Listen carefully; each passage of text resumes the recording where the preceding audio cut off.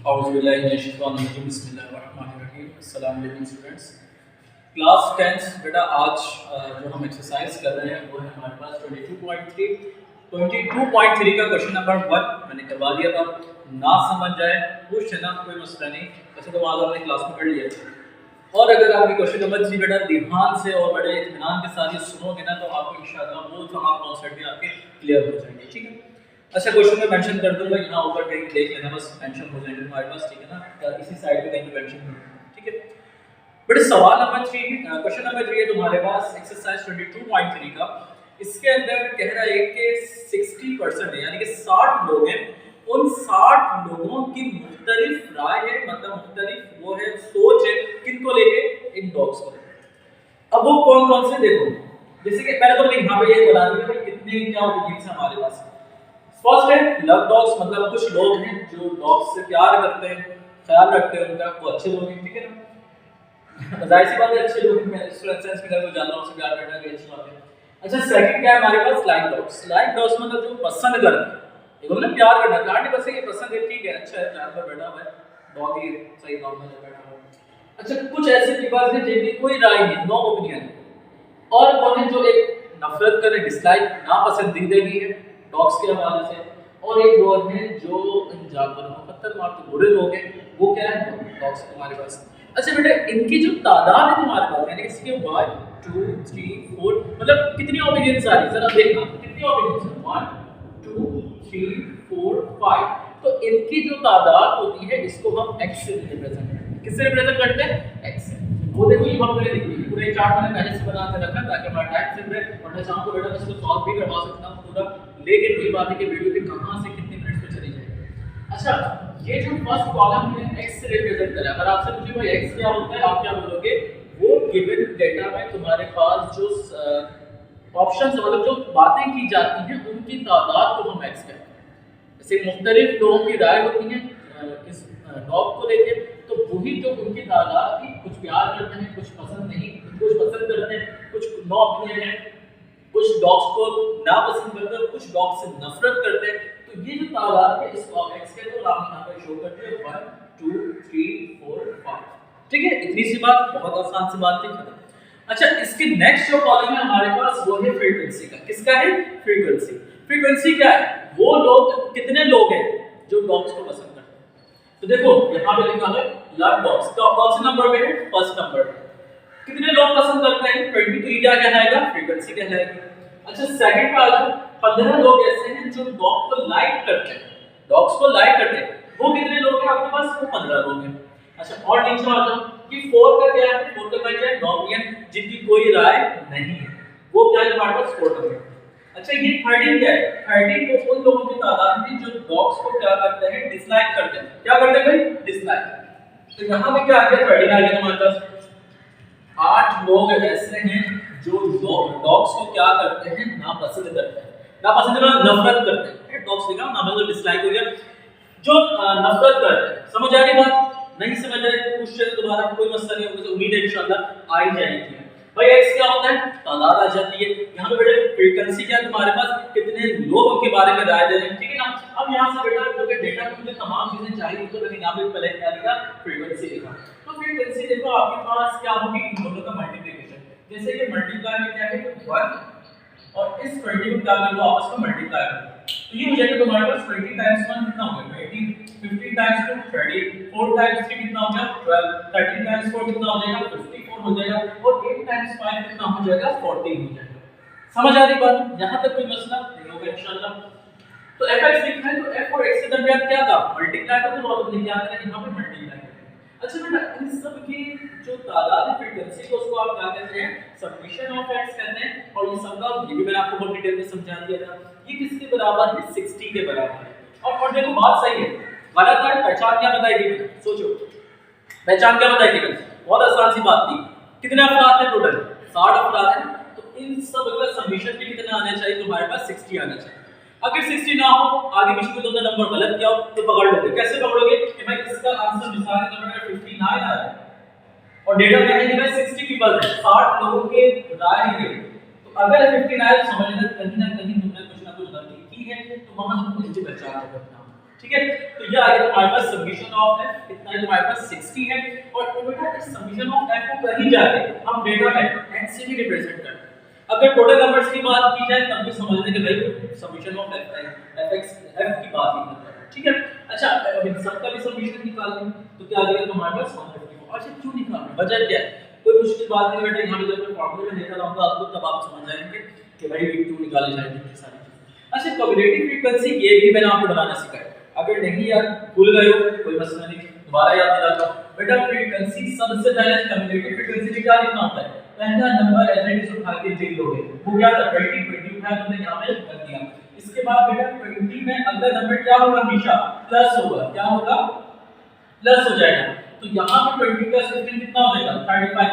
अब बेटा 35 में प्लस करोगे क्या 4, कितना हो जाएगा 39। फिर 39 में क्या प्लस करना है 13, कितना हो जाएगा 52। अब बेटा लास्ट में 52 में प्लस कर दोगे 8, तो आंसर देखो कितना आएगा तुम्हारे पास 60 ही आएगा।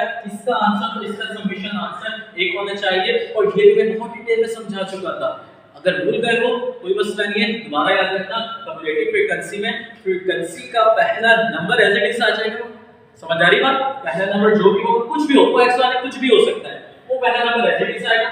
फिर उसके आंसर से ये नंबर प्लस हो जाएगा, कितना हो गया भाई 35। अब ये 35 किससे प्लस हो जाएगा इस 40 से, तो कितना आ गया 39, ठीक है। तो यहां से आ जाएगा तुम्हारे पास कम्युलेटिव फ्रीक्वेंसी आ जाएगा।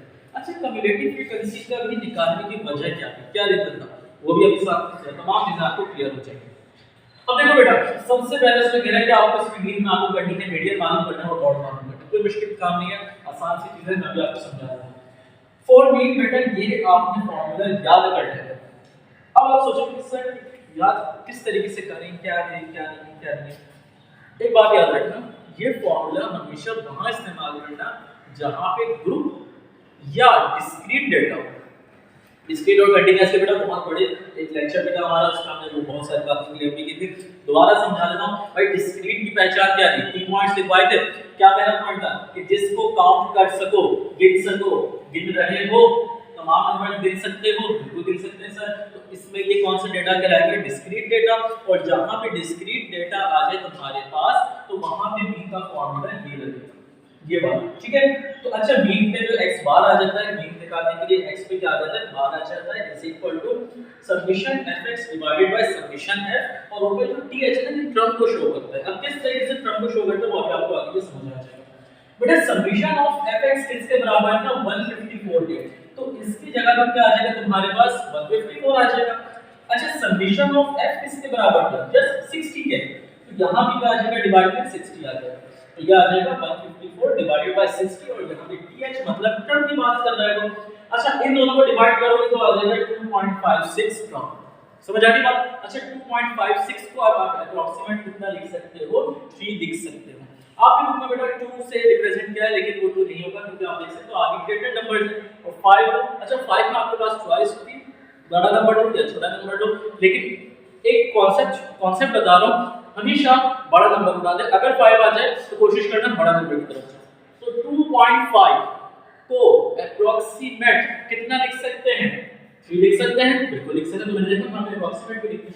आखिर 3 क्या है, कोई मुश्किल काम नहीं है। यहां पे देखो ये जो 3 है ये तुम चेक करोगे इस x की वैल्यू में, ये x की वैल्यू में 3 कहां मिल रहा है, यहां पे मिल रहा है। अच्छा बेटा एक और चीज, ये जो थर्ड नंबर है ये क्या है, ये जो थर्ड आ रहा है ये थर्ड नंबर पे इन पे कौन सा नंबर था, देखो ये कौन सा कहलाएगा तुम्हारे पास फर्स्ट, ये कौन सा होगा सेकंड, ये कौन सा नंबर था थर्ड, ये रहा फोर्थ और ये रहा फिफ्थ। तो बेटा थर्ड आंसर है क्या है आंसर थर्ड। तो थर्ड पे देखो क्या है वो लोग है, इसका मीन क्या निकला वो लोग छुट्टी कोई ओपिनियन नहीं थी, तो यहां पे इसका आंसर क्या आ जाएगा नो।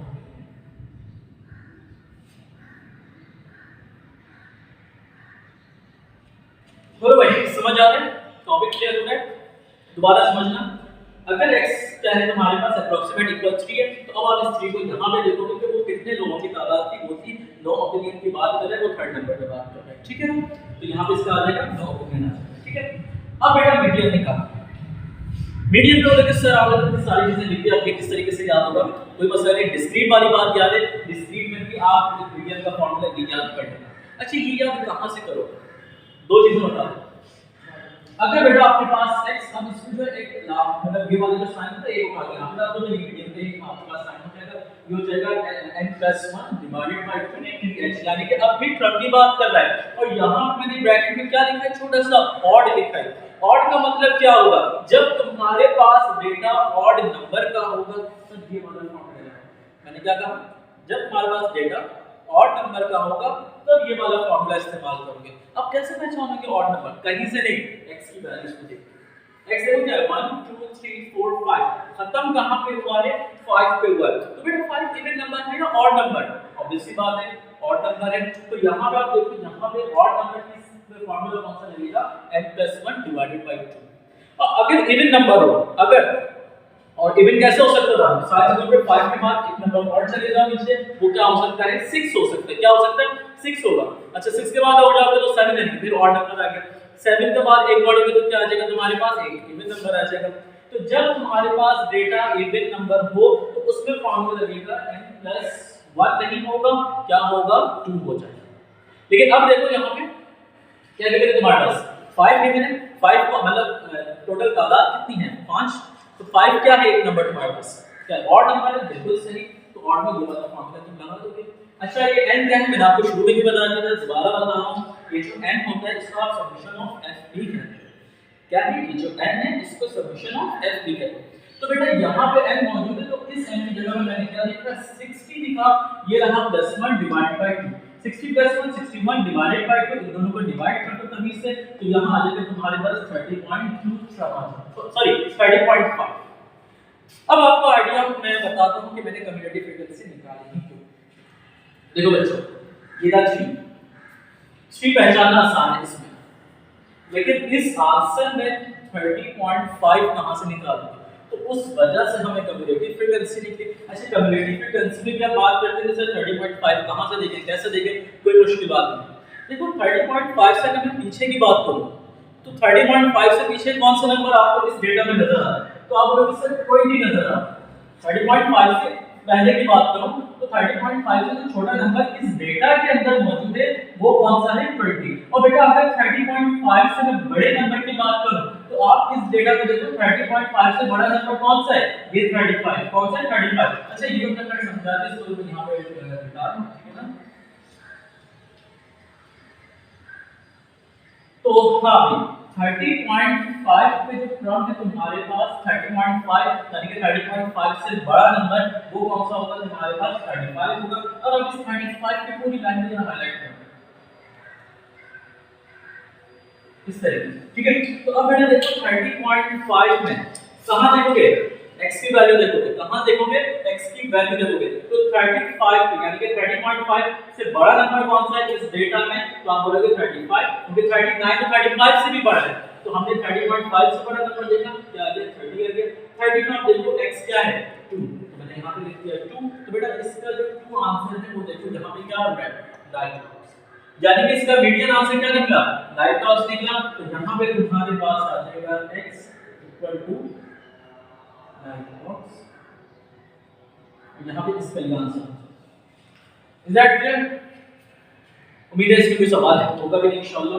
अब देखो बेटा यहाँ पे एक मॉड कैसे मालूम करते हैं, कोई मुश्किल चीज नहीं है। यहाँ पे एक वर्ड लिख दिया मोस्ट रिपीटेड वैल्यू। ये मोस्ट रिपीटेड वैल्यू मैंने आपको क्वेश्चन नंबर 1 में भी सिखाई है, नहीं याद भूल गए होगे कोई मसला नहीं, दोबारा याद आ जाएगा। मोस्ट रिपीटेड वैल्यू का मतलब बेटा यहाँ पे आप वैल्यूज ढूंढोगे, भाई कौन से रिपीट हो रही है कौन से रिपीट नहीं हो रही है, उसका भी आसान तरीका बता दूं। मोस्ट रिपीटेड वैल्यू का मतलब ये होता है कि जिसकी फ्रीक्वेंसी सबसे ज्यादा, जिसकी फ्रीक्वेंसी सबसे ज्यादा हो वो कहलाता है तुम्हारे पास मोस्ट रिपीटेड वैल्यू। तो अब बेटा देखो यहाँ पे जो फ्रीक्वेंसी है सबसे ज्यादा किसकी है, कौन से नंबर की, 20 की। 20 पे क्या आ रहा है 1, और 1 पे क्या है, नन डॉट्स। तो बेटा इसका जो मॉड का आंसर है तुम्हारे पास वो आ जाएगा तुम्हारे पास x कैप, इस तरीके से इसका साइन बनना मॉड का, और ये आ जाएगा तुम्हारे पास लव डॉट्स, और ये इसका क्या हो जाएगा तुम्हारे पास आंसर। तो यहाँ पे तुम्हारे पास क्वेश्चन नंबर 5 जो है, सॉरी क्वेश्चन नंबर 3 जो है वो हो गया है कंप्लीट। इसका क्वेश्चन नंबर 4 ये आपको मैं होमवर्क दे रहा हूँ और अभी मैं इसका मेंशन भी कर दूंगा आपको, वो बेटा आपको पढ़ना बिल्कुल ऐसा है, ठीक है। उम्मीद है कि आपको ये बात यहाँ तक समझ आई होगी। तो इससे रिलेट कोई अगर सवाल हो तो खैर जब स्कूल ओपन होंगे तो हम कर लेंगे, बस उम्मीद नहीं है कि इससे रिलेट कोई सवाल होंगे इंशाल्लाह। ठीक है, तो बेटा इसको ध्यान से बड़े सोच के और सुकून के साथ देखना है। ठीक है, मिलते हैं अगली वीडियो में, तब तक अपना ख्याल रखिएगा। अल्लाह हाफ़िज़।